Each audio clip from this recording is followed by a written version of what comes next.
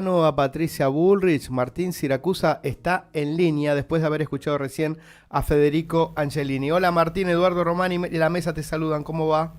¿Qué tal, Eduardo? ¿Cómo les va? Bien, bueno, la verdad que uno de los temas del día y de la semana tiene que ver con esta propuesta que ya es concreta de Javier Milei de dolarizar la economía, ¿eh? Y queremos conocer tu opinión sobre este debate. Mira, la dolarización tiene tres condiciones que requiere. En primer lugar, requiere tener dólares, ¿no? Esto, en el caso de Ecuador, que es el ejemplo que generalmente se da cuando se habla de dolarizar, Ecuador tenía petróleo y pudo resolver ese problema de que necesitaba el ingreso de dólares a través del petróleo que estaba en un precio récord internacional.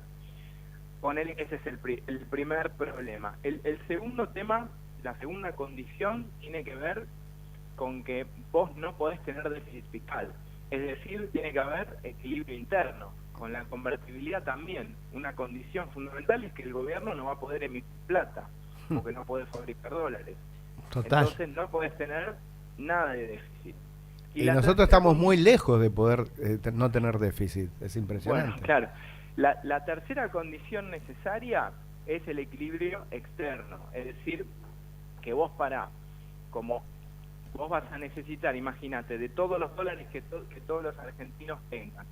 Eso, si vos los gastaras hoy en tus cosas, en comida, en ir a comprarte algo, en ir a pagar el alquiler, lo que sea, te duran 2 meses. Entonces, ¿cuál es el tipo de cambio al que vos podrías dolarizar? Es un tipo de cambio muy alto que generaría precios muy altos. Entonces, si vos resolvés estos puntos, ¿para qué querés dolarizar? Digo, si vos no tenés más déficit, Total.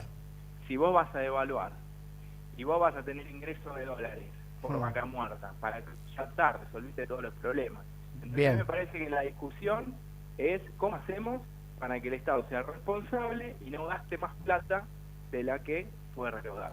Me parece muy claro cómo lo estás exponiendo y justamente te quiero preguntar algo que dijo Patricia Bullrich en algún momento, la escuché en San Martín, por ejemplo, que es el sinceramiento de precios. ¿Hasta dónde puede llegar el sinceramiento de precios de lo que habla Patricia Bullrich?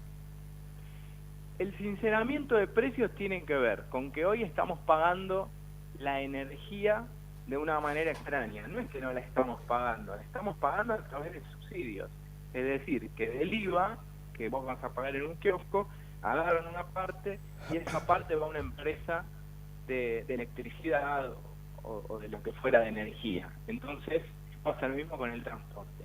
Y yo que uso esa energía, bueno, no estoy pagando la tarifa plena. Entonces, ¿por qué sincerarlo para que pague el que lo consume? Porque de esa manera también yo tengo mejores incentivos, por ejemplo, a pagar el aire si me voy de mi casa, ¿no?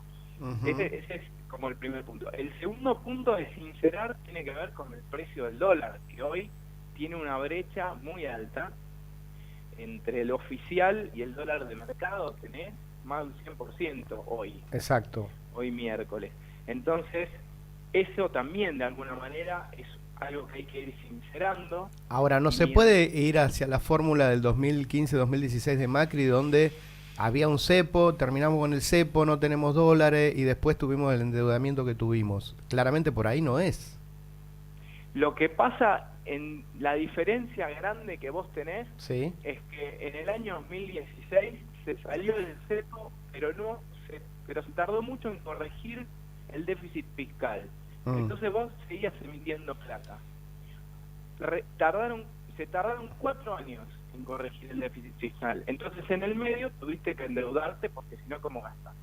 Cuando vos no tenés la plata o la imprimís, Sí, si sos el Estado, una persona no puede hacerlo, pero si sos cualquiera, lo que puede hacer es endeudarse, digamos, claro. para poder gastar esa plata. Si no, tenés que cortar gastos. Entonces nosotros lo que pensamos hoy es que ya no hay espacio para esto, para seguir gastando e ir de a poquito, gradualmente, a bajar el déficit. Hay que hacerlo rápido.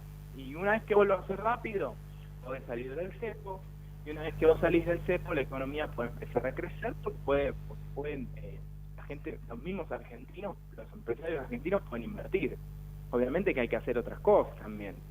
hay que hacer reformas profundas, hay que volver al incentivo de crear empleo y no una economía que favorece al que no trabaja, por ejemplo. Eso es muy importante. Ahí te saluda César Morielli, Martín. Hola Martín, ¿cómo te va? ¿Sabes que hay algo que ¿Qué me tal, preocupa? A mí me gusta mucho el debate que se está dando en estos días en el país sobre a ver cómo estabilizamos, ¿no? Porque todos estamos de acuerdo que se necesita un plan de estabilización.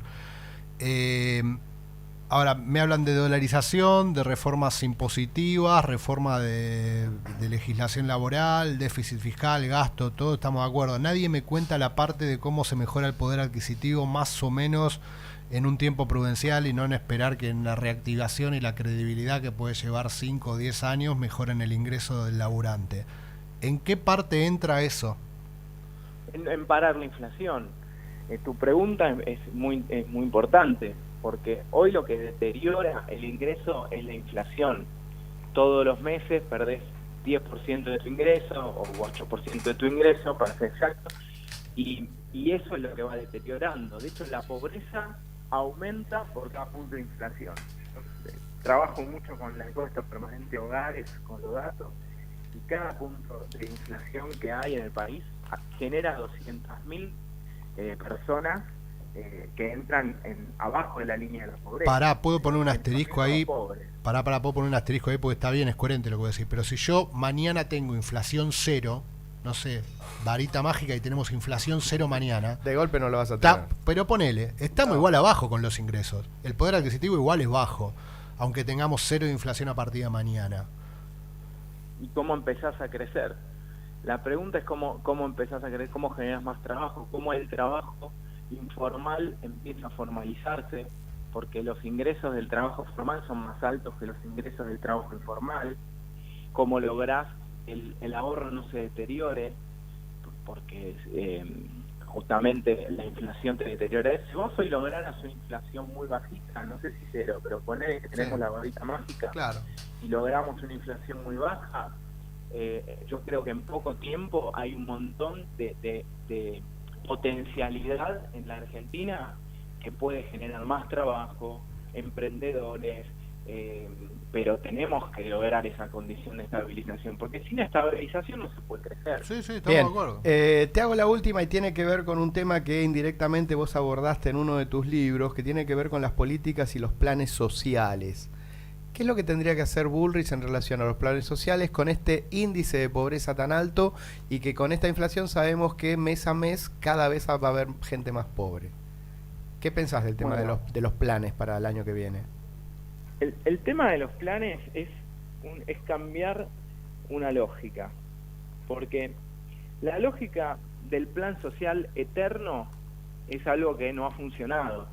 Y yo creo que nadie lo buscó tampoco. Sí. No es que se levantó un ministro de Desarrollo Social y dijo, vamos a hacer que toda la gente durante 20 años tenga un plan. No, fue aumentando progresivamente y de manera sostenida y cada vez más. Claro. Totalmente. Y nos metimos en un embrollo los argentinos, porque estamos en una situación en donde ahora hay que deshacer algo que tiene muchos años.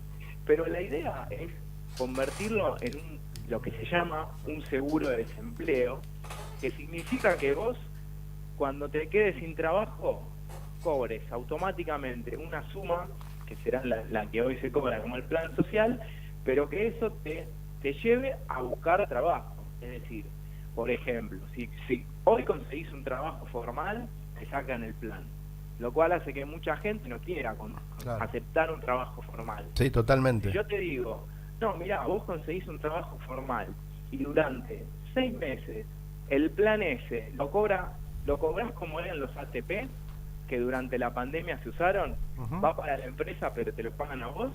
Imagínate el impacto que eso puede tener en una pyme. Bien. Entonces hay un montón de gente informal que de a poco puede pasar a la formalidad, porque también hay, a ver, no es que la gente en Argentina, 3 millones son todo vagos. Hay algunos que serán vagos, pero otros laburan, que laburan informalmente, y es como que se ha armado ese equilibrio negativo, digamos, ¿no? Sí, entiendo. Martín, ¿cuántos años tenés?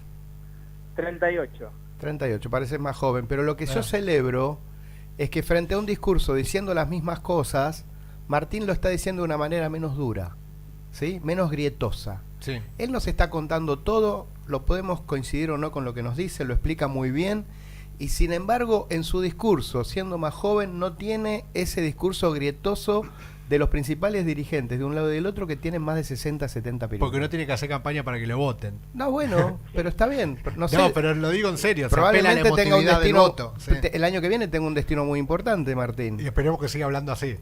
Pero tiene una forma que me parece que tiene más que ver con lo que nos pasa, más allá de lo que diga, sino cómo lo dice. Y en la forma y el cómo se dicen las cosas en este momento tan sensible es importante. Así que Martín, gracias por esto. La entrevista a la noche la leemos en nuestro portal lanoticiaweb.com.ar. Bueno, muchísimas gracias y gracias por los halagos. Yo celebro la discusión también y el debate que se puede dar.